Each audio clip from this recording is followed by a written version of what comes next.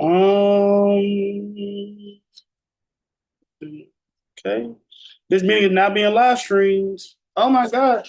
So shit, how about this? Y'all can just jump in here so I don't gotta end it, again. Mm. So yeah, y'all just that shit crazy. No, we up. How about this? Because I'm looking at the live stream on YouTube now. Just tweet out the link tweet out the link and put a link on our story. And then like how long you think I mean how long you need to get ready? Okay, just tweet it out. Tell them folks we'll be live at 10:15. All right, thank you.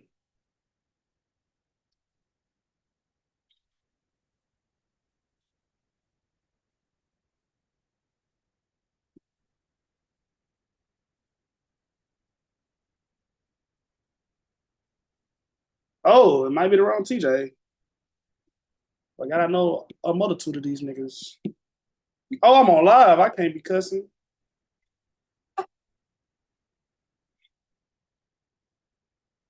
Well, not the big ones. I can say the bad, small cuss words.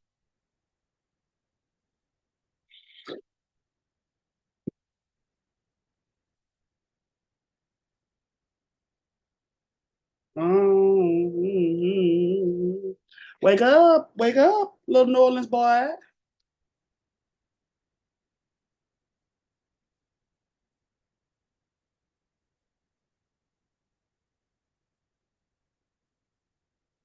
Uh, let's see. You ever told a bitch I got jeans? You ever made a bitty hit her knees? But what he said, guess what? I'm JP. I'm making hey, hold on, bro.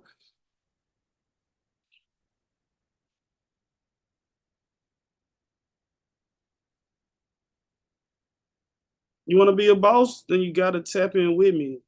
Oh, that's funny that we actually live in it. Yeah.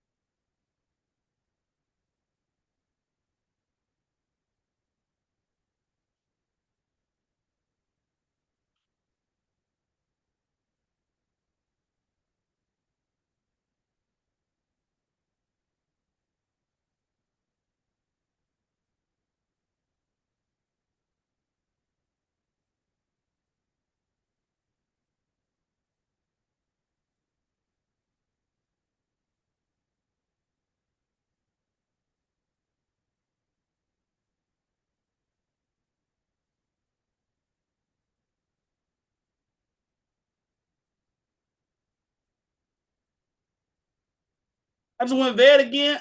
I just went top speed.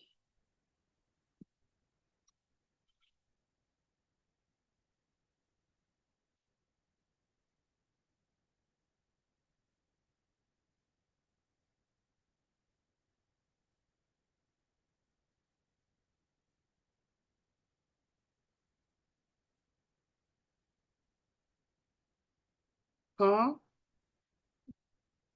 Oh yeah, as soon as I do all these links.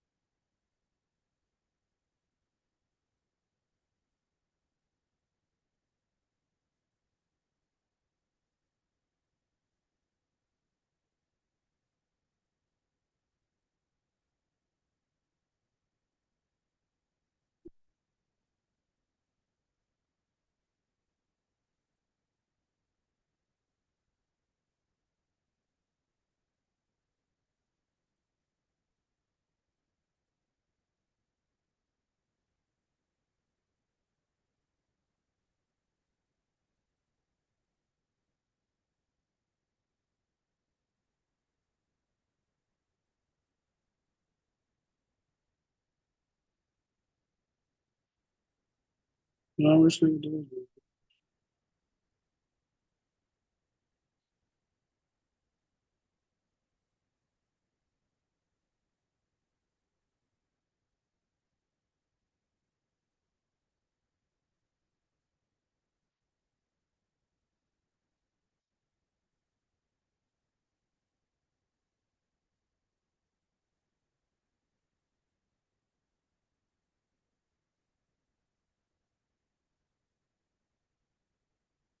Maybe the YouTube TV. YouTube. Oh, no, I can't even play the. I can't even play it on YouTube because they gonna what you call it? They gonna strike you. Um,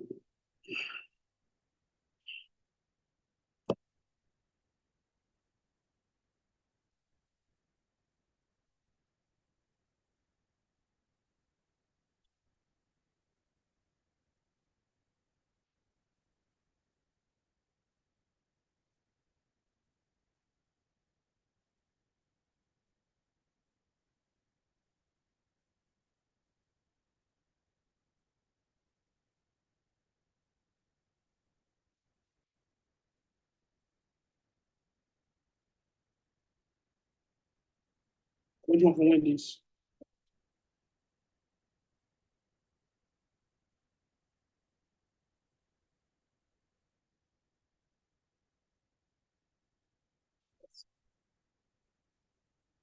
That's it.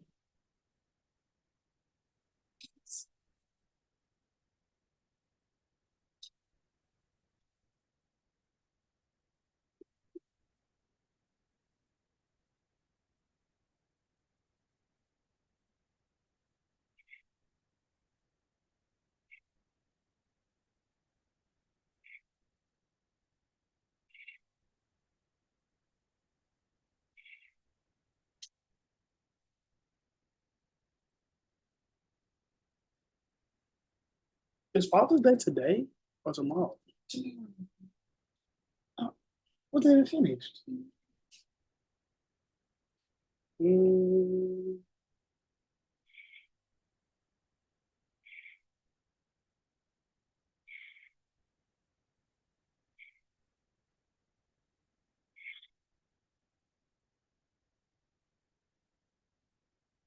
hello. About to start recording.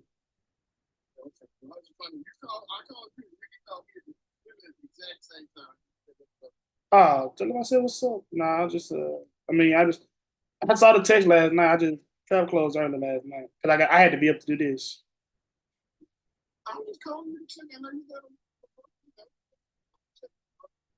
I'm straight. Saw kiss nails, not players. What you gonna do? I got a doctor's appointment at 9:30, so I'm headed out here. You ever put them up in the class or something out my day? I'll be good. What do you want for Father's Day, bro? I'll let you out get here. I think I'm looking for, and I probably ordered. I want a Negro Leagues Pittsburgh Conference hat or T-shirt. You said Pittsburgh what? That was the name of the team?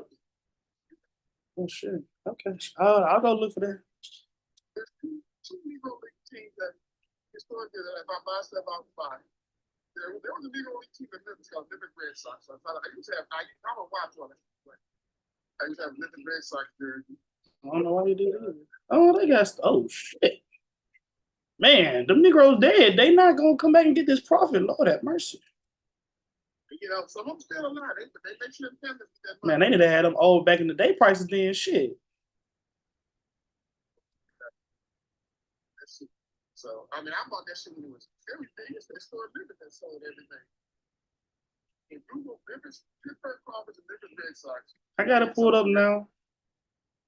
But let me, we finna hop in here so I can, I got them links pulled up. Yeah. And that's a podcast. No cap. Trying to get for something new.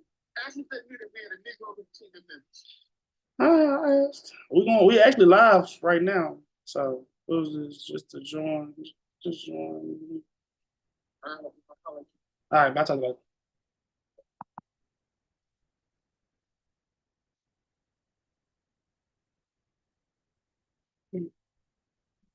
You get a free item on over $20, which something tells me will hit.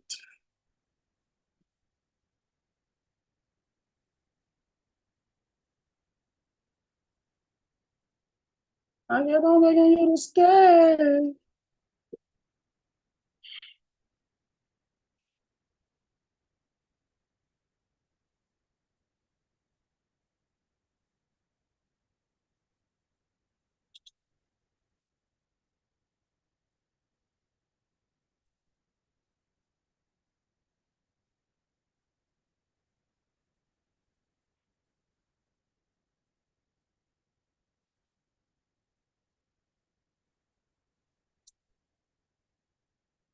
Oh shit.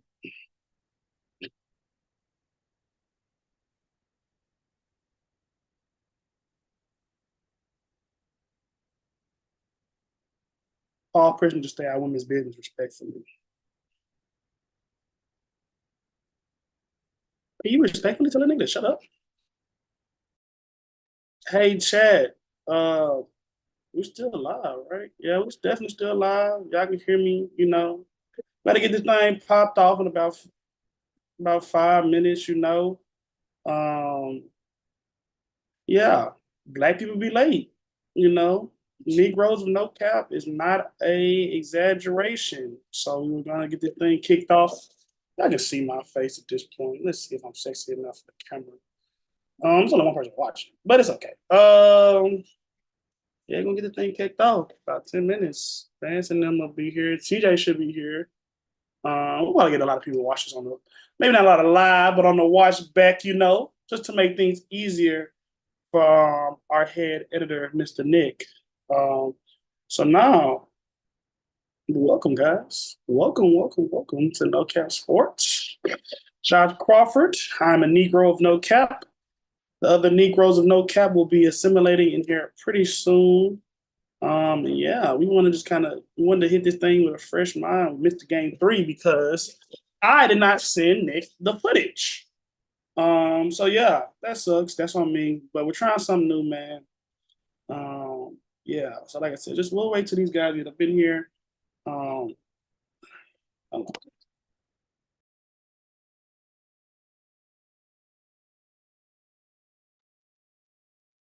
Yes. But nah, we'll let's see. See this on the playback, you know, just how about this? Let me drop an Easter egg for the people that may see this. If you see this clip right now, drop in the comments or on Twitter. Just tell me. Just give me a vote. Who's your favorite white guy in the Celtics? Peyton Pritchard or Sam Hauser? Or Luke Cornett? Or Brad Stevens? or Danny Ainge. All these are some of these are players, but I didn't say players. So drop a comment either on Twitter, spam us on Twitter, the YouTube comments. Tell us your favorite Caucasian participant for the pending 2024 NBA World Champions, the Boston Celtics. How did I get to 30? Women are expensive.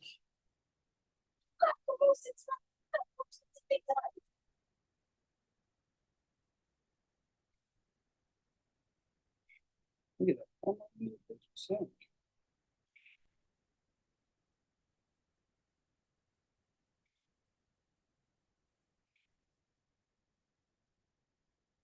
Yeah, this you bless me a little some of my cash. I'll be feeling good. I mean. But now, just let us know how y'all feeling, man. Like I said, Vance and TJ, hopefully maybe TJ, start assimilating in here shortly, and then we can really get it off. But until then, y'all seen enough of me. Got to block out my face. Next time y'all see me, the show will have been started already. So let's go.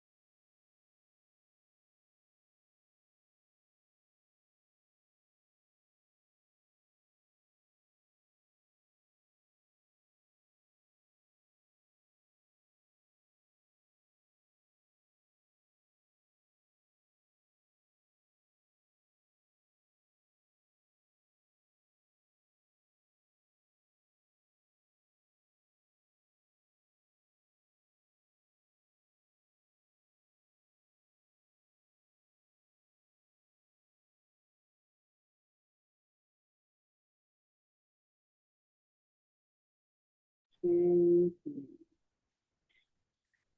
Well, I wasn't lying. Was Negroes of no cap. We late. We're late. So I'm gonna kind of jump this thing off solo and let my Nubian kings matriculate in whenever possible for them. So if you don't know, like I said earlier, we actually did do a game 3 reaction because I am a slacker and a sleepy boy. I did not send that over to Nick, but we did do a game 3 reaction as one Negro of no cap matriculates in. Yeah. So we talked about that. We damn near did like a what are we looking into next because we assumed flip your camera, brother. Flip your phone, brother. Is it flip? Nah, it's still I sideways. got it sideways. I'm fucking around. Hold on. Yeah. You might have to what's it called? You had to do the portrait orientation. Take that jump off.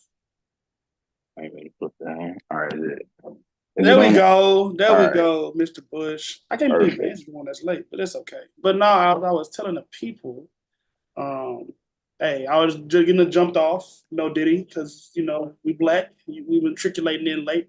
But as you know, we also did a game 3 reaction, but because I am a popular loner, as Rod Way would say, I went to sleep immediately afterwards and forgot to get the files over to our editor and I can't say that we're on live. Our resident professional football homie Nick Hayes, all the way out in Germany. So that's on me, y'all. It was some funny stuff, but we can be funny again. It's not a big problem. Mr. Bush, how are you doing today? I was up trying to hit big. MLB Saturday today. I was up. Those I was bags thinking, under your those bags under your eye, brothers, are indicative of the results. I was trying to hit big. So if I hit a little 4-legger today, Man, they call it gambling for a reason. It's not called guaranteeing. So oh, I understand your perspective, brother. Oh, we got all three Negroes in here. We'd love to see it. So like I said, I'll reiterate this again because we are live, and just so you know, TJ not as big a problem, but Mr. Laws, just mind your manners. We are publicly broadcasting right now. Like your hoodie, TJ. Like the rose you got there. appreciate you. It's also H&M. I scraped together a few little coins, as they would say, got my bag up and got me some. Yeah. What Angel say, get out your feelings and get a bag. Yeah. Shout out to the girl that you don't want to call by her given nickname, even though y'all have occupied the same states. But that's neither here nor there. Mr. Bush, that's kind of crazy when it refers to you, but hey, we'll rock with it. What did you take away from game 4 after we did a whole 30-minute pod about the NBA essentially being over with? What are your thoughts? I'm not surprised. I think they just wanted to get back to Boston. Obviously, it's not ideal, but we always say more games, more money.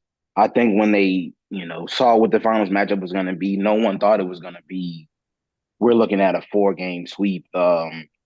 Dallas blowing 2 big leads and then just getting pummeled in one game. I think they did what they were supposed to do, and I think we did the opposite of that. I'm not so sure that I didn't witness point shaving. That was I saw 2 collective efforts, but they were 2 completely different results. That was, Boston put up their lowest point total at half, lowest point total in the quarter, biggest margin of defeat. Dallas had their biggest margin of victory. It just was collectively just throw it in the trash, scrap it, don't look at the film, get back to Boston, handle business. Jason Kidd and them boys, they did their thing. They stepped on defense and they had to get one and they got one. So we just gonna have to just wash our hands of that one and just keep it moving. Let's rain down some green at the Garden and we'll call it a series. Okay, interesting indeed. Yeah, Mr. Laws, nice to see the third Negro join.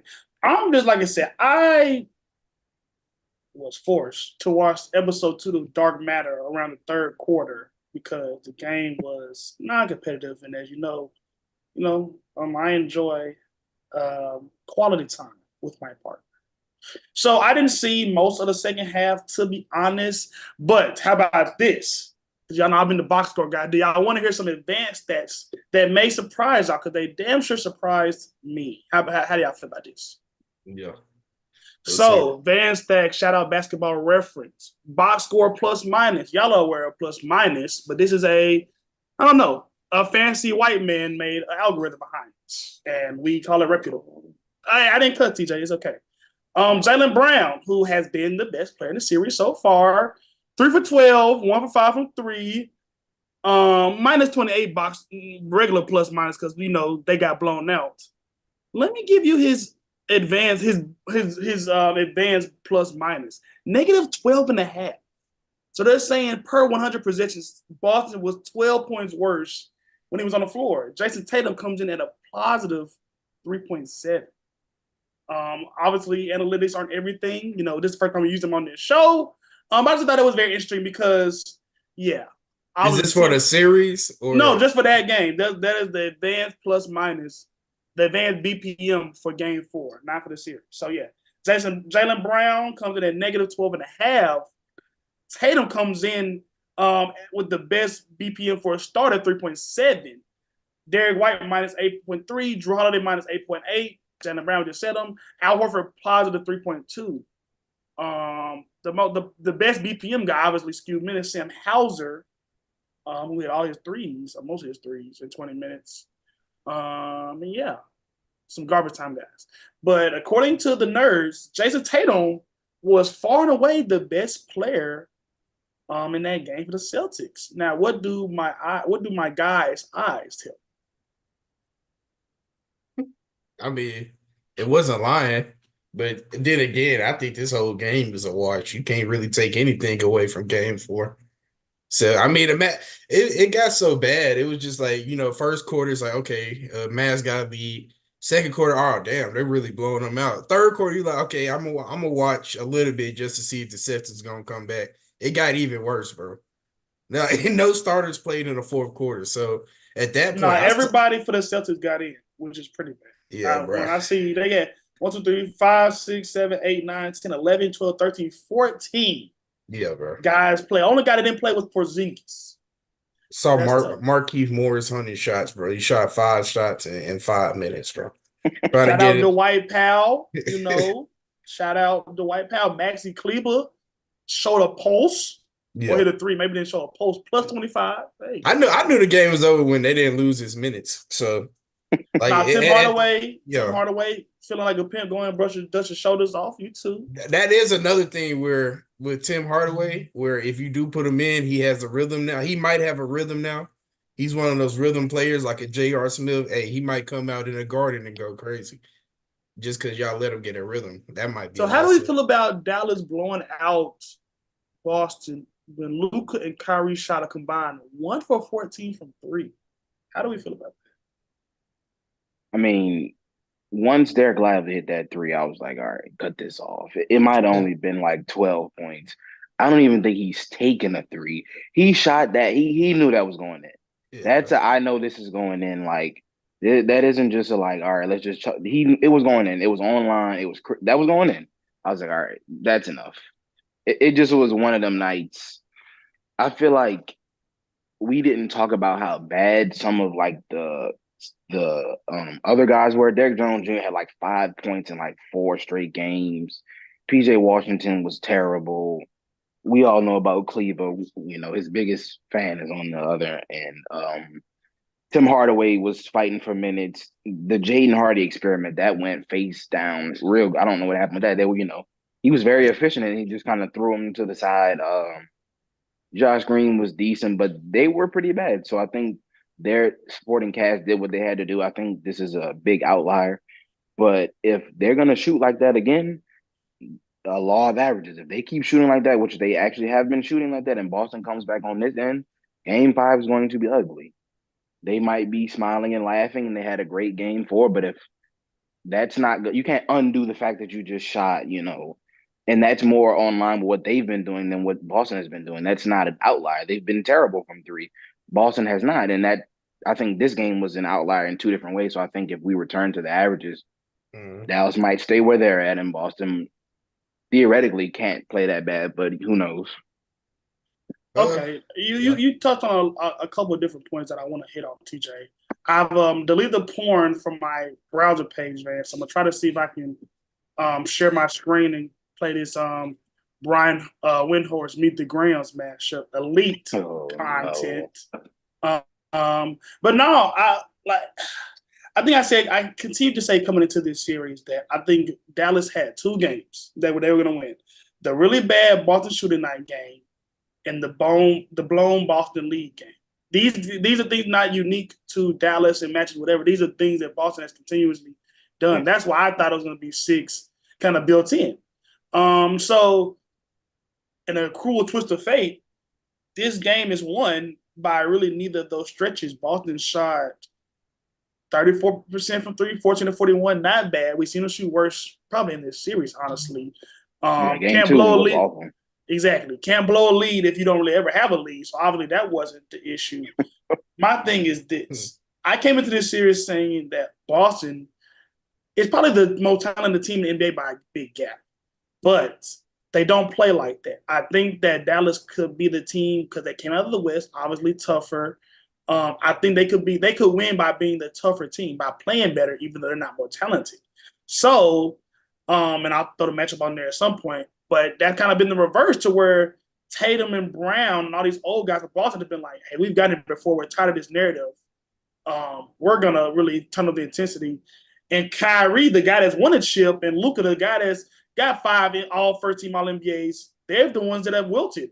So just kind of rambling a little bit, but like kind of what you said, TJ, I could definitely envision that too, where Dallas continues to play at this level or maybe gets a bump, and Boston either regresses or stays at this level. And obviously, this level means, I don't think this is going to happen. This outcome will not happen again. But, Kevin O'Connor said it last night. I was wondering if I listened to it. It's going to happen at some point. 3-0 deficit. It just happened. We saw within our lifetime the 3-1 won't happen. So we've been talking all year about, Boston and how, we all know the narratives. So, and I don't really want to pile on because they've done exactly what we asked them to do. They've defeated all the narratives getting up 3-0. But I would be remiss to say, if this is the team, first of all, we already seen them we've seen them get up big and almost blow this with Miami last year. So I'm thinking out of the 156 examples where we've seen a team go down 3-0 in the NBA Finals, this particular team with a 3-0 lead may be more prone to blowing it, or at least making it close than other teams in the past. It's possible. But at what you were just saying about Miami, it was the other way around. I'm about to say Miami went up. I'm tripping. Yeah. Thank you. Yeah, Boston was a sprained ankle away from coming back from 3-0. Okay. Well, yeah, that's a mute point. That's what you got your Negroes here for. But point being, there's still the inconsistency of Boston. Like I said, we've seen them blow games. We've seen them play with their foot off playoffs, essentially, whether it be Cleveland, whether it be Indiana. So, I think, you go back to last, what would you say, fans? In the Eastern Conference, like just playoffs this year, every series, it just feel like the Celtics were getting away with wins, escaping, especially against Indiana, where it feel like they should have been down 3-1. It was literally second plays. They were trailing in 2 games by more than 10 points with less than 4 minutes left. But I mean, yesterday was how I feel like they were playing during the Eastern Conference Finals. I mean, not the finals, just the playoffs, period. But this year, this series, they were taking care of business, and that's how they played last night. That was comparable to how they've been playing in the playoffs. Nah, exactly. I think that,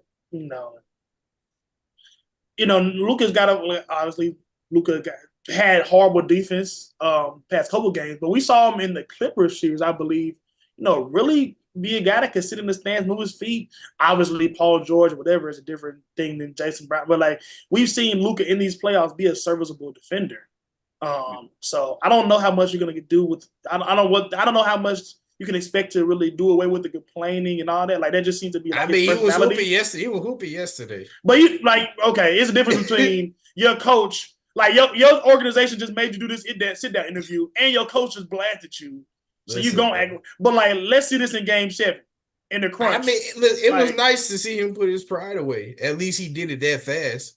In 48 hours?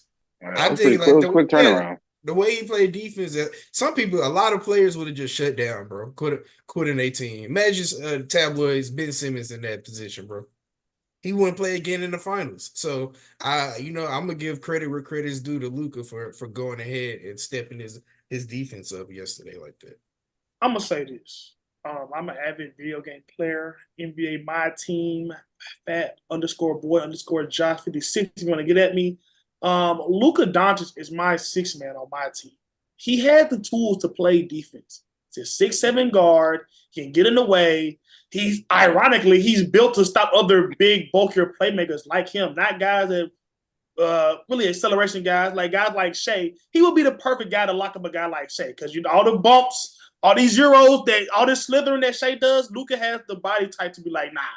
So he has the tools to do it, and he doesn't necessarily just need to doesn't need to get a lot quicker or a lot, whatever. Because we seen Kyle Anderson is an effective defender, so the want-to got to be there. So I think that we've seen the want-to waver extremely bad. It's been very volatile to the point get up and first take with running segments about is he's turning the corner as a defender in the first series for the Clippers, and now it's like Brian Windhorst just dished the man.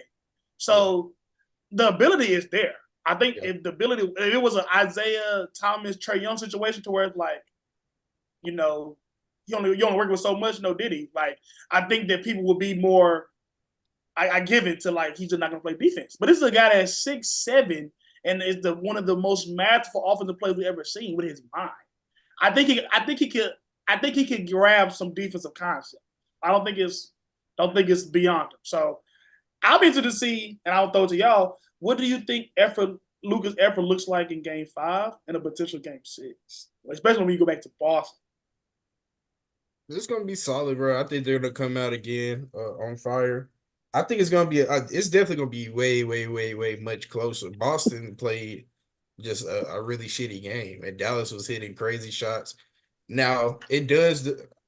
You know what? What are your thoughts, TJ? I don't want to get too much into it.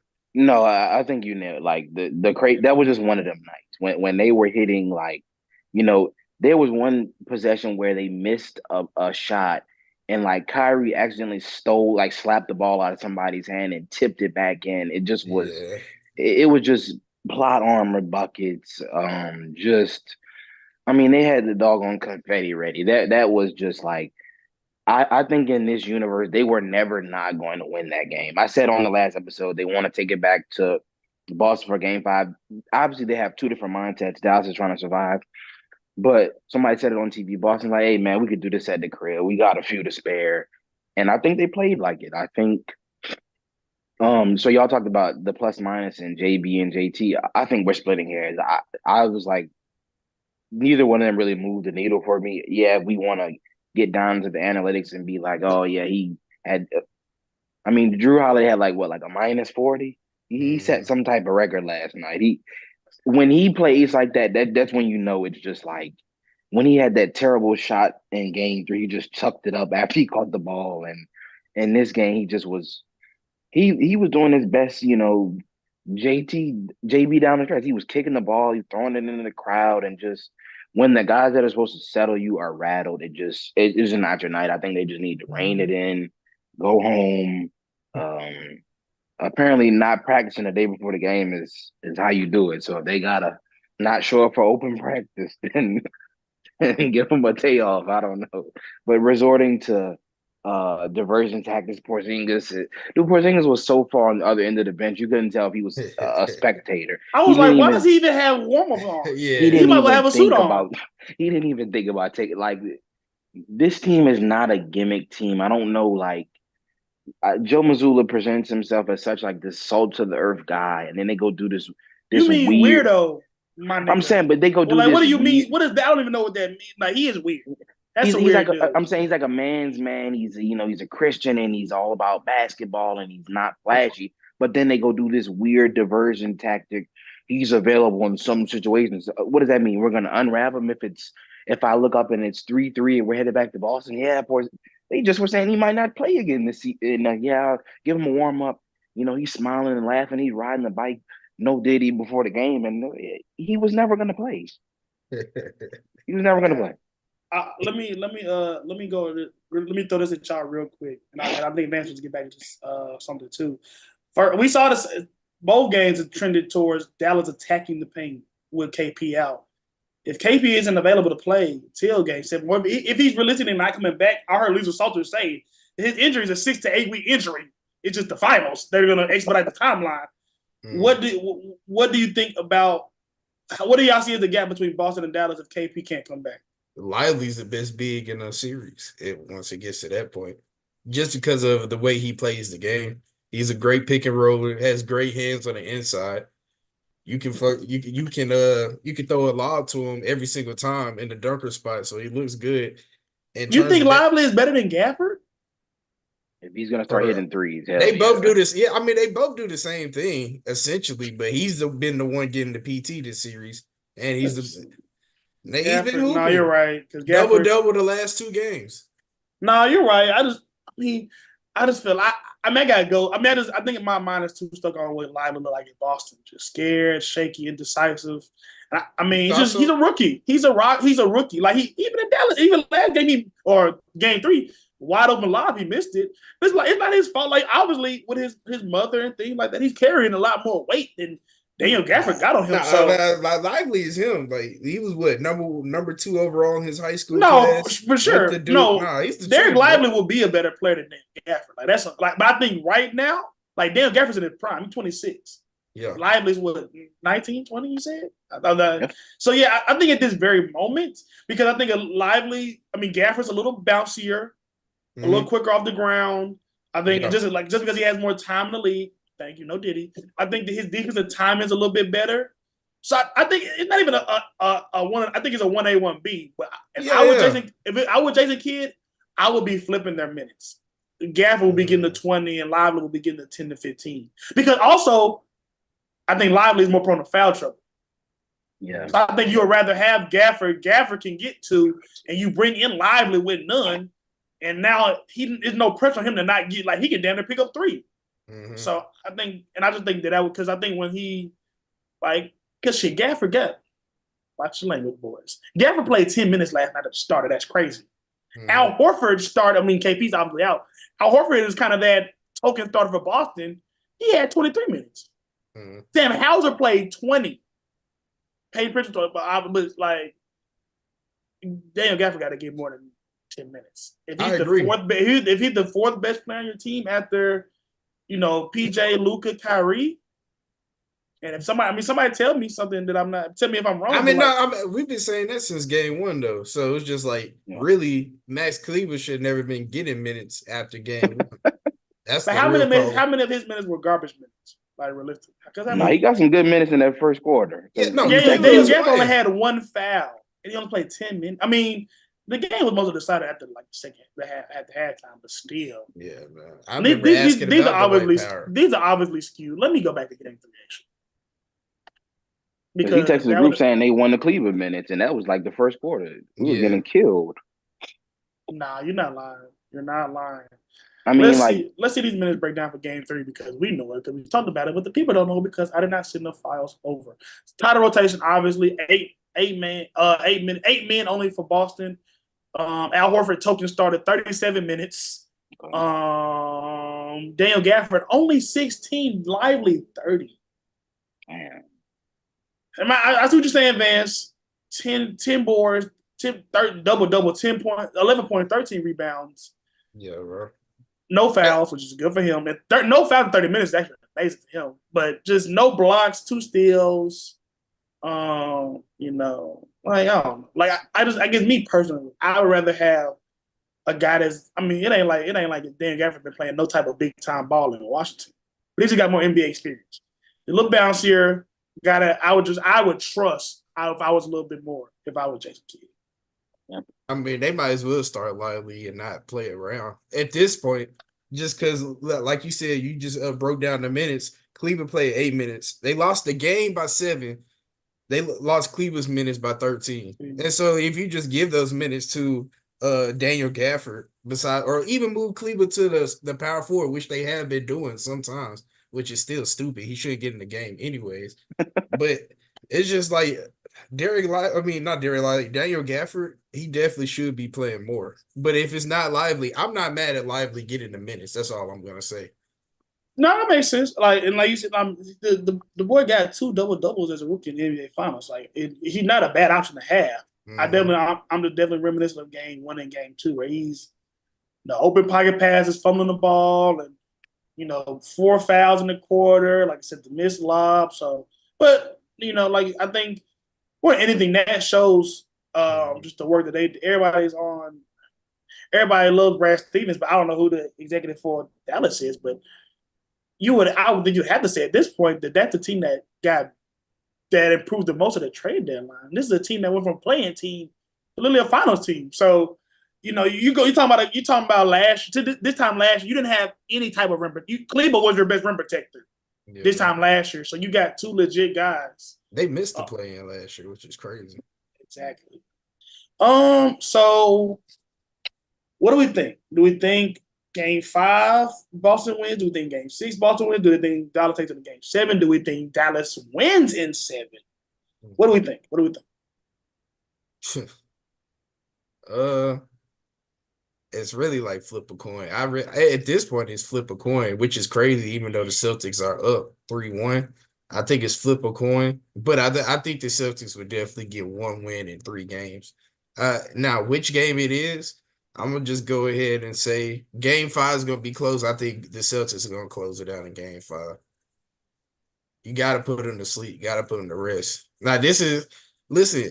If Tatum goes out Game 5, gives a 40 ball, they win the finals. Listen, we're gonna have to give him his respect. That's the only way. No, we don't. I don't have to. No, I don't. Hey, I'm not actually. Hey, if he comes out, but no, yeah, he's a weird superstar. He's not a superstar yet.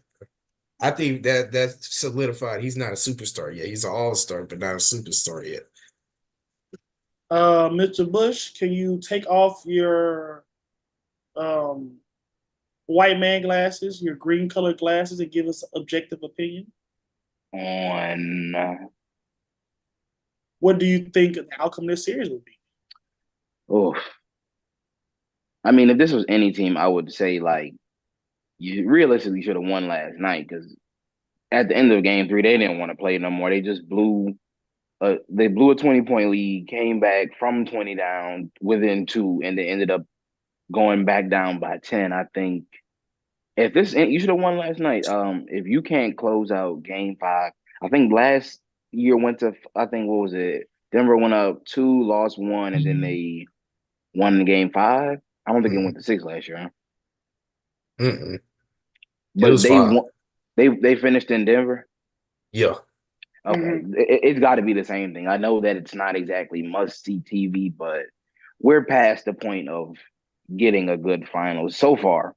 And it's not over yet, but like we haven't been given the good finals games are going to be 1 and 3 and whatever. But I don't think I don't see them just completely going home and just acting a fool, but you never know. I'm not gonna use the forbidden word. It ain't the L word. Anything can happen.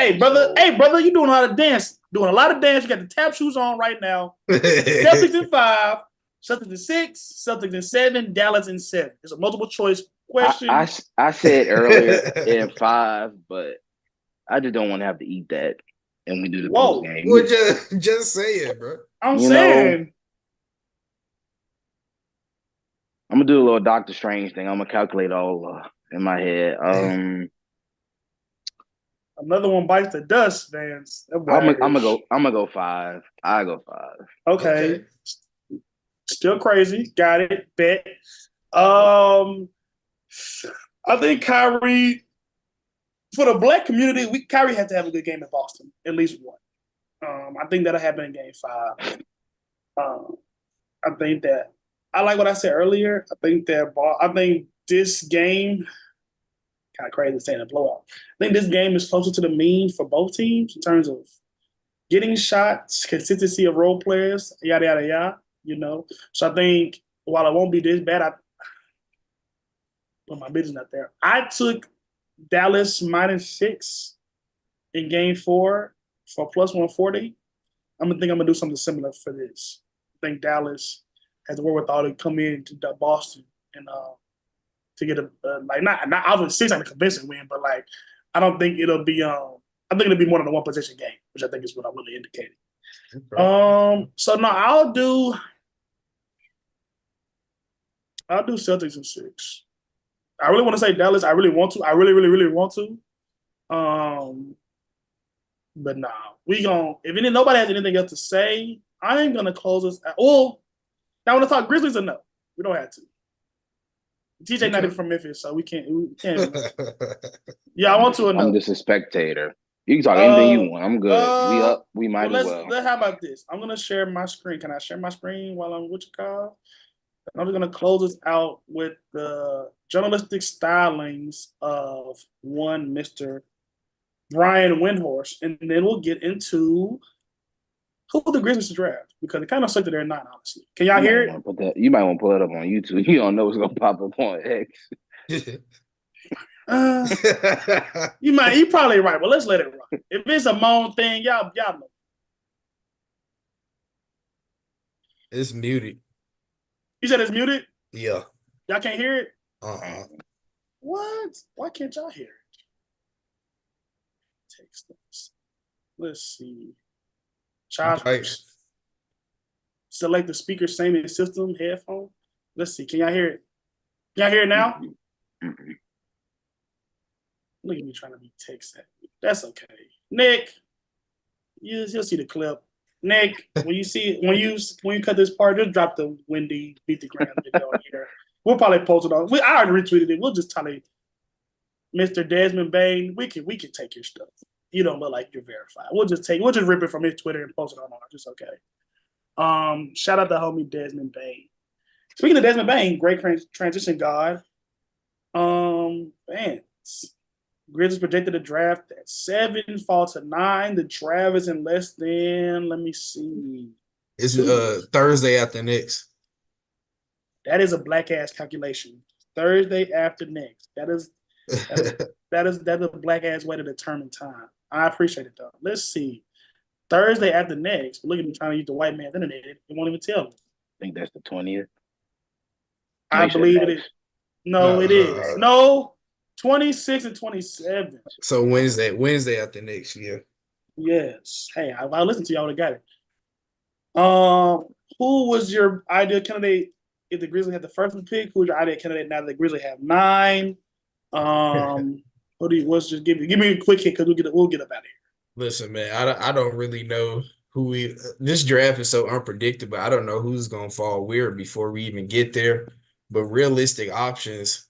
I don't think we need a guard. I think they're if it's me, I think they're leading towards Dalton Connect.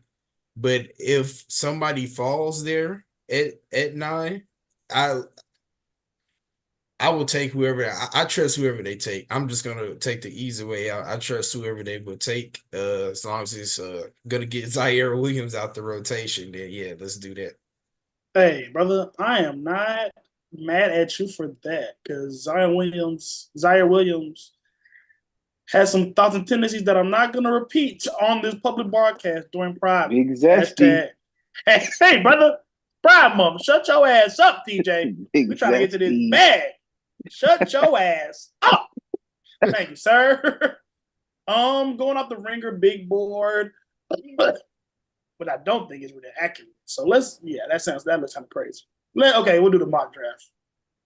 Ken O'Connor, the Ringer. Number 1, the Hawks, Zachary Richey. Number 2, Alex Zar to the Wizards. Number 3, Donovan Clingan. That's who I want the Grizzlies to get. So maybe they could trade up. Although, like Van said, I would not trade up in this bullshit ass draft.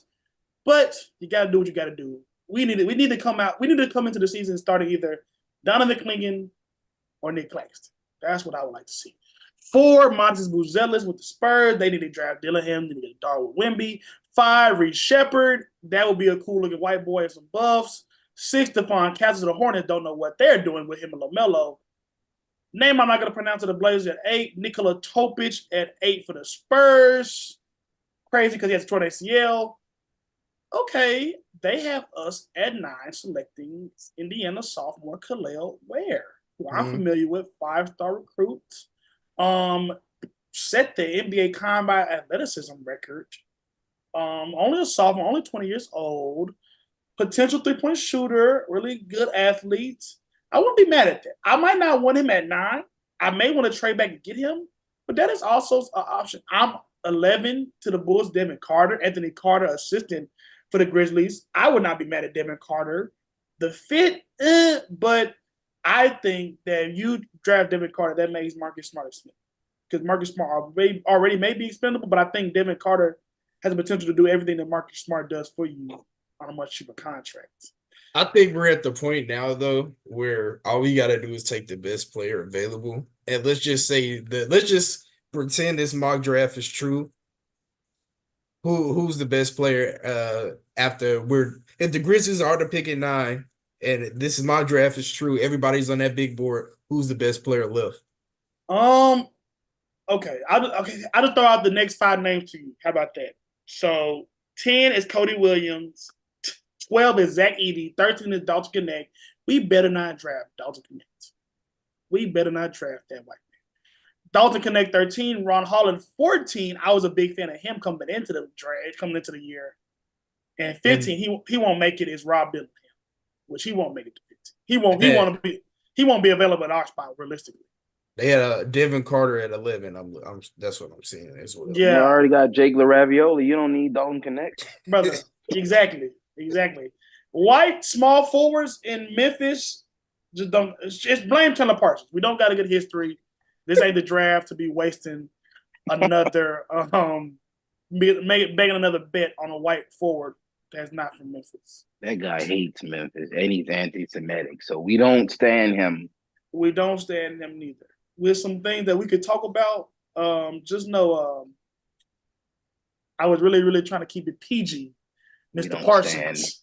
We know. I know people you personally know. Stop playing in that kiddie pool. Get in the adults only pool, my boy. Uh-oh. Come on now. You're not supposed to. You say you better check in. You ain't supposed to be no grown man swimming in no 3-foot pool. You know. Take your go to the 6-foot, 7-foot pool. But I digress. So to answer your question, Vance, in this mock draft, the Grizzlies would have at their disposal to the 6 best players the Grizzlies could draft would be Cody Williams, Devin Carter, Zach Edey, Dalton Knecht, Ron Holland, and Rob Dillingham. So who you want out of those 6? Like I said, the best. I would take best player. I believe the best player out of those would be Rob Dillingham. But listen, just coming off a 6-man role, who would he roll? Would he take? Whose minutes would he take in that situation? Not Vince Williams. Not at all. Not at all. You just said 2 people who's like Zaire, LaRavioli, Sayonara. Come on now. Yeah, Marcus Smart can play the 3, especially as a backup. We don't even need. I mean, I don't think we need wings. I think if you roll Vince and Gigi out there for a whole season, they'll be ready for the playoffs. No, for sure. You need depth pieces, of course. Given the you need. If Vince and Gigi, if one of those 2 guys is going to be a starter, you got a quality second wing backup. I think it's probably Vince, depending on how Gigi tracks. So you need another 3-4 wing type off the bench. You need, I think, the way you need 4 of those guys. You need 2 in your starting lineup, you need 2 on your bench. So we got 1, we would need 2. But I don't know if I would want to get my 4th forward in the lottery. That's just me personally. You can put Marcus Smart on the bench, really. No, you're not wrong. You're not wrong. But I'm thinking, honestly, depending on how the draft goes, he becomes expendable. Because my priority is getting a starting center. That's what I want. People are really trying to talk us into Zach Edey. I don't know how I feel about this. He's tall and he can block shots. I like Edey, bro. I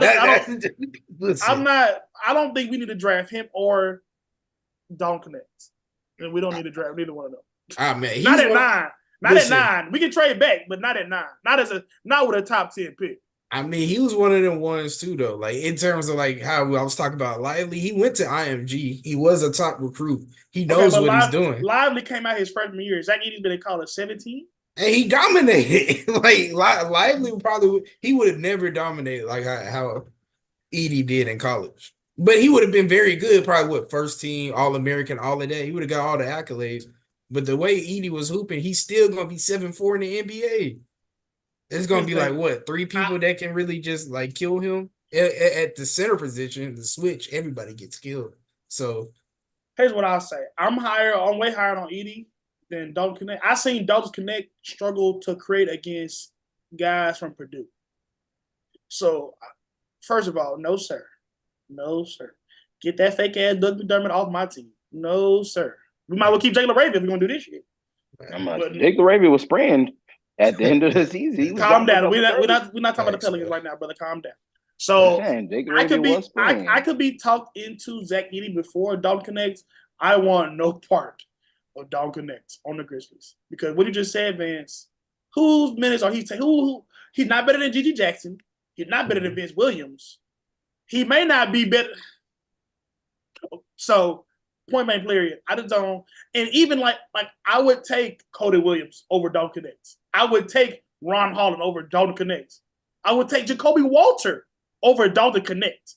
Youth, blackness, this is a black show.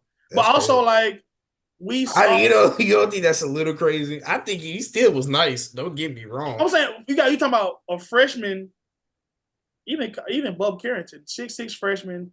Okay, you talk about pedigree. 6'8", 5-star recruit. Ron Holland was number one recruit in the country. Jacoby Walter, 5-star recruit coming to Baylor, averaged 20 points before conference play. Cody Williams, second best player on the NCAA tournament team. It's not like, again, Dalton Connect, SEC Player of the Year. Yeah, great, cool. Where was he at the first 3 years? Northern Colorado? No, I know. Was he putting up stats there? If he was putting up stats, he wouldn't have been there 3 years. This man is 23, 24 versus guys that I feel are comparable to him at 19 and 20. Nah, because here's the thing. If he was doing everything he did with a crazy handle, I wouldn't care if he was 23. But he's not one of these 23, 24-year-old guys that are like fully developed. He's not a bro. I'm trying to think who like when he's like he's not a Hart. He's not a broader Villanova. He's not a Brunson. He's not a Dante DiVincenzo to where you can slot him into this role and he's gonna do what he needs to do. Dalton Connect could be Ryan Arcidiacono, for all we know. He really could be. He could be a star, though, bro. I don't think he's a star. He doesn't do enough off the dribble to be a star, I don't think. And that is the key edge that I'm giving to Cody Williams. All these guys at this tier. Cody Williams, Ron Holland, even a guy like Carrington. Like I thought he was 6'8", but he's 6'6". He's who? Dalton Connect. No, okay, he's a small. He's not even as tall as Doug McDermott. I think that's my compliment. It's a white thing, but like elite shooter, elite productivity, sneaky athleticism. Do you know both of those guys have a higher vert than Russell Westbrook? That's kind of crazy. But I see the pathway for a lot more successful archetypes than Dalton Connect right there in that spot. So like I said, for me personally, that's getting a lot of steam. Maybe you're the perpetrator of some of this, but I'm just not. We got to stop this. There may be the clip right here. We got to stop this Dalton Connect to Memphis narrative. We got to Tennessee and Memphis don't even coexist. You can get from Knoxville to Canada quicker than you can get from Knoxville to Memphis. So we can cut this narrative. Bro. We gotta cut this narrative. TJ, what the Pelicans doing? Hopefully getting rid of Brandon Ingram and CJ McCollum. Oh, for real? Yeah, hopefully. That'd be ideal. For what? Why you say that? I mean, what are they doing? Like, what can they do for us? Like, we've seen it all. We've seen what we're gonna see. I think you need to keep the core players, Trey Murphy, Zion, Herb, give Hawkins some minutes after that. So it's not like we're gonna blow it up. Those two are what they are at this point. They're not gonna. Brandon Ingram had his window where he convinced us that, the Pelicans really fleeced the Lakers, man. They got a guy that's gonna be one of the better tier scorers. He just, like you said in the chat, he stopped shooting threes. He's timid. He just doesn't. It's like he doesn't want to be there. CJ McCollum is a front runner, 8 straight 30-point games in the season, but we ended up in the play-in, and he had like 12 points a game in the playoffs. Last year in the playing game versus OKC, this guy literally tripped over the ball, kicked it out of bounds, and we lost. I've just seen awful playoff basketball from the two of them. Zion really showed me a lot in that last game. He was going toe to toe with Bron. He was going toe to toe. He was giving Bron tomato chest. He was literally backing that. That was the best player on the court. I've never seen that from him on such a big stage.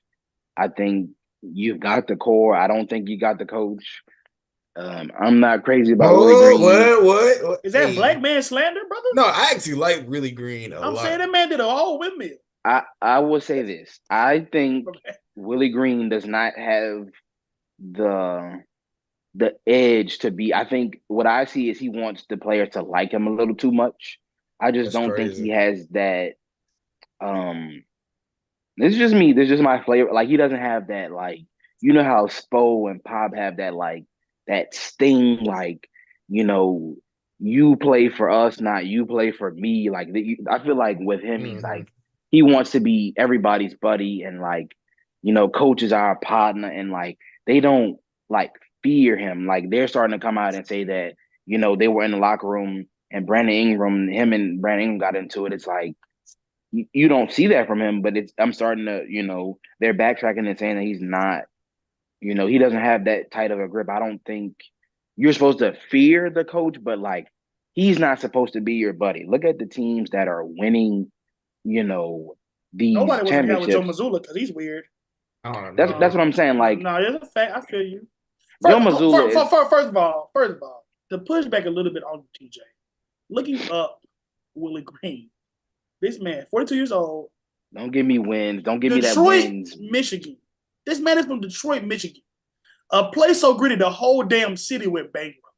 So I don't know what the level of grittiness that you're trying to obtain. Maybe it's racism. Maybe we can get George Karl to coach the Pelicans. Maybe you'll be happy. No, we do not like white head coaches. You don't like black head coaches. You just slandered a black. No, it's not like black head coaches. It's like 30 days after Black History Month. You just slandered a black. The Pelicans need a no nonsense coach like a Mike Malone, like Willie Green is like a little bit meaner Darvin Ham to me. Like you need like. You watch what Mike Malone does. Darvin Ham plus. Mike Malone is ready to suplex the ref after they blow a call. He's ready to, he's fired up. Mike Malone is calling time. Like I've never seen a coach do this. Denver was up like 30 on Phoenix one night, and then they went on like a little 8-0 run. Mike Malone called a timeout. It's like 3 minutes left in the game. He just like Willie Green just seems like he's like. He's come a long way. I give him his flowers, but it's like he's like, all right, I'm here now. So, all right, guys, let's go out. Let's go hard on them dudes. It just like he just doesn't seem like a leader of men. He gives like off youth pastor. I'm happy to be here. Let's get it done. Like the same with Joe Mazzulla. Joe Mazzulla is like, the guy that comes along after the project's done and says, hey, so how we looking on the project? Like. Somebody else does a presentation and Joe Mazzulla is like, hey, how we looking? How can Joe Mazzulla mess up that job? You have the most stacked team in the NBA, season playoff guy. Like, how can Joe Mazzulla be bad at that job? So his weird enough where people don't like him? I don't like him, but I don't hate him. I don't dislike him, but he's weird. He's like, it's like almost like it's disingenuous. He's like forced to be quirky. It's not like naturally weird. It just seems like a gimmick. That is not like he's like, have you ever seen Spider-Man? Yeah, our team's like that. I mean, yeah, the edit was cool, but like the guy, he was like, he told Derek White, no one cares about the award. What was the thing he said about I'm a Christian, I don't know about the King Matthew James. It was like he was like the royal family shut up. He was like, Jesus married Joseph. Like, this dude first of all, you need to probably replace Joseph with God, sir. First of all, this dude is giving off like Big Dabo Sweeney energy, Jesus name, image, and likeness. Like, buddy, come on. Ironically, because you're not gonna find two people more different than Joe Mazzulla and Dabo Sweeney. Well, no, I'm saying with like just when he said the quote about like No, I feel yeah, you. Dabo The Sweeney very about when he said, NIL, what did you Jesus say earlier name, that I image. like? Yeah, salt of the earth. I think they both give Yeah, that yeah, a yeah, lot. They're just yeah. very different outside of that particular quality. Yeah, but they're like so like Dabo Sweeney said something at the draft. I think it was Christian Wilkins and like Cleveland Farrell got drafted. He said, "Yeah, 4 plus 9 is 13. Philippians 4:13." I'm like, dude, what are you talking He about? turned the Bible verse into a battle rap bar. That's Yeah, crazy. because Farrell went 4, Wilkins went 13. He was like Philippians 4:13. I was like, buddy, just tell him good job. Keep it pushing. That is crazy work. Yeah, That is funny, crazy man. work. We're about 40 minutes in, guys. I think we did pretty good. I think we did pretty good. Any thoughts? We got a little draft action going on. We'll probably, the Lord knows we're not consistent enough, so we could get as much as we need to get on tape. Because the Lord knows the next time we record. Any major thoughts? We're gonna do the same thing again, guy. We're gonna do the same thing at the game 5. Thank you for Luke and Kyrie for giving us at least one more day content window. Appreciate you. Oh, I got something. I got something. Pop it. So what do we think about the all Cancun broadcast team on ESPN Okay. First of all, I thought you said something different. That was talking about close. the entire East was hurt, and me and myself and Paul George in a completely had man. It hurts not being here. Like, buddy, that was never on the table. But all right. They So what just do we think about Joel Embiid and Draymond and Josh Hart and those guys? What do we think about that? Yeah, bro. It don't matter who was healthy. No, maybe the Knicks could have gave them a series if they were healthy enough to even beat the Yeah. Pacers, but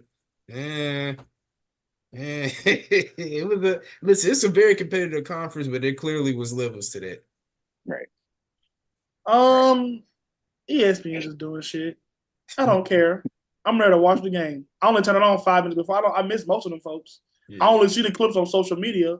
Tyrese Halliburton and Josh Hart beef. I'm like, 2 dudes I don't care about besides when they're playing basketball. Y'all can shut up, please. Two dudes that ain't never making it that far in the playoffs again. It's like, all right, buddy, man, bold as hell. Bold as hell to be popping eight. Get a grip, buddy. That's about as far as you're gonna go. Just get a grip. Exactly. Joel Embiid is funny. He's like legitimately funny. I love him on social media. So I'm never mad at seeing Joel Embiid. Did you see his tweet? He was like, he was like, did the Bucks give the Celtics the championship because they got Drew Holiday? Yeah, that's he's funny. He's funny. Like he touching the trophy before he leave. He recruiting Paul George on team. Like Joel Embiid's funny. Like I actually like him. I think I like him more than Draymond, honestly, because Draymond's just a hater. Like Draymond, there's nothing likable about Draymond. Yeah. Not at all. Not at all. TNT could give. He talking about giving something away. If the TNT just kicked Draymond in the back, gave his contract to Joel Embiid, I'd be fine. I'd be perfectly fine. Paul George, I don't really like his podcast is cool. He has no personality to me, so I like the guess he has, but I don't know what he does on TV. You know, like I don't know one memorable thing that Paul George said. And this is somebody that all the young folks saying is to go. I don't know one thing he said. 30-minute pregame show. Yeah, get him up out of there. So, who started that? Like, it started. Oh my bad. It started with when they started it this season. They're doing these player interviews during the game. No, I'm saying who started the Paul George? I know Kai and Anthony. He was the first person I heard say it. But like, who really like? Is it Brandon Miller? I'm about to say, is it because Brandon Miller? Yeah, Brandon Miller. Oh, brother. Like, I get that he can be seen as underappreciated, but like, come on, did they ever make it out the second round? They just like him because Brandon's a little different. He like that Paul George got that heat. Shout out B Miller. Hornets, young dynasty, but no, they be talking crazy. But get Paul George off my screen. I actually the only reason I turned it on because y'all were talking about it. I'm like, which losers are on the screen? And I was like, 2 out of the 3. Like Josh Hart, like you're cool on Jalen Brunson's podcast. Get off my screen, bro. Do your little Instagram clips. Get up out of here. The braids too tight. You kind of lame in real life. You're only cool on social media. Get off my screen. Get off my screen. I'd rather have Jalen Brunson there than Josh Hart. Bro, Josh Hart is Pelican and Portland Trailblazer trash, if we're being honest. Like they just Well, I'm I'd say just saying that. they did kick him to the curb. He's like, all right, y'all can have him. So just he's kind of got to return back to form a little bit. That triple double shit is getting kind of he's the grittiest Nick player. It's like, buddy, you're one boneless rib away from being on the bench. That's hey, that is a league Man, hate. But I'm not. Hey, this is an open air platform. You yeah, know, bro. I mean, hey, no one is like, yeah, the Clippers really should have been here. So when Paul George was like, yeah, man, it really hurts not being here, it's like, buddy, y'all weren't even close to winning the first series. What the hell are you talking about? That was never like and we then if yeah, y'all we won, all your best player wasn't gonna play, so you we could thought the just Clippers were gonna be good when they went on that like little 15 and 5 20 game stretch. Yeah, they fooled us. But then Nick you know Hayes. Nick Hayes. We'll put a big ass picture of Nick's face right here. He was the main one that you Yeah, talking about. hey, God. I mean, they for that stretch of time they earned it, but that mask fell off and they couldn't pick their teeth back up after that. It just was they were Yeah, bad. They had the yeah. Pelicans second line and out of Smoothie King Center. We beat them so bad on like a Tuesday night just to be in the play in, and we beat them and we were second line in the arena. I was like, this team is bad. This team is bad. Mhm. Well, there it is, folks. I ordered DoorDash Wendy's about 30 minutes ago. I'm about to go pick up my food. Gotta be at the front. Gotta be at the front. It gotta be. Yeah, man. Quick two quick tidbits for y'all before we go, bro. I'm sorry. I'm just gonna go ahead and knock it out. Charles Barkley retiring. My vote to replace him, Jeff T, bro, since we're talking about NBA podcast. Oh Elite no. pick. Elite pick, Oh. Vance. Yeah, bro. You don't want another old dude though. The only thing I worry about is gonna be a young dude with old dudes. I But I mean, they like got that pick. Jamal Crawford is like relatively young, bro. So Draymond's still young. So the way it goes, listen, just whoever's the best, bro, rock with him. With that being said, another thing, like we said, College World Series going on. 2 walk-offs yesterday. UNC, their player Vance Honeycutt. Listen, you knew he was gonna do something special. He had a walk-off for UNC. UT Knox, they beat Florida State 12-11, scored 4 runs, and they were led by Christian Moore. Black guy, I know you like that, Josh. He's a black guy. First player in the men's College World Series to hit a cycle since 1956. Oh, damn. 7 years, 9 years after Mr. Robinson integrated us for all the homers. Okay, Yeah. we love that, Van. Appreciate it. Black baseball players. My father was a black collegiate baseball player at Florida A&M. And Christian, we did a lot of Christian talking, so it's ironic his name is Christian. You know, shout out the baseball homies. Shout out the baseball homies. We won't be talking about baseball on here that much unless Van wants to, because we don't care about that shit for real. And it's a lot. We'll talk about it in the World Series, when everybody else start caring. But yeah, we're glad that Vans got that in because it wasn't going to be addressed if he didn't address it. So yeah, shout out the baseball homies. Shout out Yeah, bro. Sydney Supley. I know she's classmate of mine. She's covering the Women's College World Series down in Oklahoma City. So yeah, shout out the baseball homies. And I like that pick. I really like that pick. Jeff T, elite storyteller. Cameron and Mace. Okay, that's too real. TNT, white people not putting money in their pockets. I see the vision, but I can't take it all the way there. But Jeff Teague would probably be the because Jeff Teague works for I think Volume right now. So he's already on kind of like a mainstream-ish platform. Yeah. But Jeff Teague is probably one of the only podcasts. You know how you encounter podcasts on Instagram Reels, something like that. Jeff Teague is one of the few podcasts I will watch the whole episode. He is hilarious. He is, bro, when they did the top 10 Wake Forest list of all time, and he dissed Randolph Childress. That's crazy. Nick, matter of fact, Nick, drop a Club 520 clip in here when you upload this. I just seen on stuff when he was talking about Vince Carter still trying to get in the game at 43 years old. He like, damn, nigga, you're not trying to come. Vince Carter at 43 years old fighting for minutes. That's hilarious. We need to start like a BET sports channel, bro. We need to get somebody to fund it. So we can hire Club 520. We can hire It Is What It Is. We go ahead have them shows be like the main two, First Take and Cold Pizza, whatever, bro. We hop on. Yeah. Okay. HBCU Sports Spur on there, bro. That's gonna go crazy. Hey, You gonna have to listen to Morris Chestnut and Tyler Perry broadcasting game. You killed it. Although that would be the voices would be elite, the content would be crazy. Or hello, touchdown pass alert. Like, nah, that would be Medea presents halftime. Yeah, bro. Medea Boo Halloween halftime report. Do you need some money for our sponsor? Nah, that would be hilarious. That would be 1-800 choke down.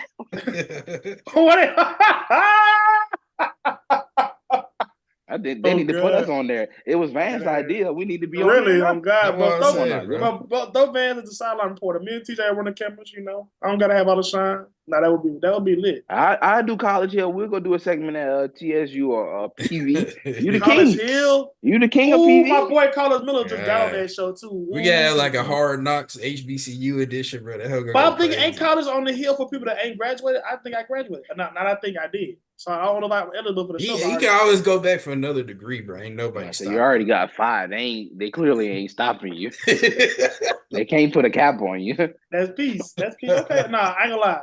I definitely stray away from college, from reality TV, but I would show my ass on College Hill for sure. I would definitely. Then it's a lot of people on that show. I can get into the right places, snuggle into the right one. You know. Yeah, bro. I'm trying to change my life. You feel what I'm saying? Yeah. Amber Rose say something to me. Step back through. You know what Luke was doing? Trying to get my life changed. Wiz Khalifa who? Yeah, bro. We gonna get this plan formulated, bro. BET Sports coming to you 2026, bro. We got you. Man, they might steal your idea and put you up, bro. Be careful. You better be careful. Tyler Perry's scandalous. He does live in Atlanta. He might live in the peachy part of Atlanta, but he still lives where the goons and thugs. They might put you up and steal your idea. Nick, cut that. Cut all that. Cut all that by 5 minutes ago. Yeah, that was an awful idea. You would never do that. It's a terrible idea. That is, nobody should ever take that and run with it. It all has no potential whatsoever. And we certainly won't do anything strange to get it on air. Nothing strange. We did good, y'all, because I definitely had at least 5 or 6 times I wanted to say some stuff that was inappropriate that I didn't because we're broadcasting live to the world. So appreciate that.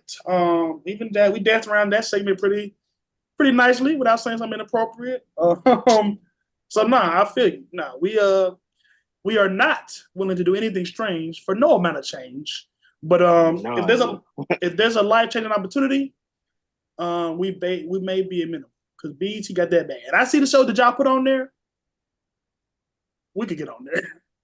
I think y'all just had Tyler Perry's Friends. Like Tyler Perry got the re-rock of the re-rock on BET. So y'all got some show. They got De'Ara from Detroit. We could definitely get on there. Come on, bro. Exactly. Give us a proper professional camera. Like we don't need a 9th rendition of The Pastor's Wife cheating on him. Mr. Perry, sir. No, if they want us to do something strange, it was Van's idea. He got to spearhead it. Okay, this problem. You got to spearhead it if they want us 3 straight black men. If we're going to be represented in the film, anything other as 3 straight black men, we're going to have to decline opportunity. Yeah. Or we can tell them this was Nick's idea. Standing on business. You're gonna be standing on something, all right? Whoa. My 2 feet, bro. Whoa. In the club with G-Way, we be vibing. Yeah. Bouncing on business. That's crazy. That is not what B.O.B. stands for. Shout out. That's how you get a Tyler Perry movie. Shout out the homie B.O.B. Bobby Ray Bands. Not bouncing on not bouncing on nothing over here. Let's get up off here before we go crazy. Josh Crawford, Vance Laws, T.J. Bush, Nick Hayes somewhere in purgatory. No Cap Sports. That man in Munich, bro. He's in Munich for his football game coming up tonight. Shout out all the German homies. Yeah, man, Nick, push this shit over there, bro. It's about we got a lot of shout out to KFC. They got the KFC on the front. Y'all getting a little reckless. Shout out the German homies. Yeah, bro. Shout out our professional football homie. Shout out Munich. Shout out Black German people. Shout out to everybody. Before No Dennis Schroeder, bro. 1960. Shout out all Shout the out black Dennis. Germans before the 60s. Very Sorry, important. after. Very important distinction. Very After. important distinction. No Cap Sport, John Carl Vance Law, TJ Bush. We are out.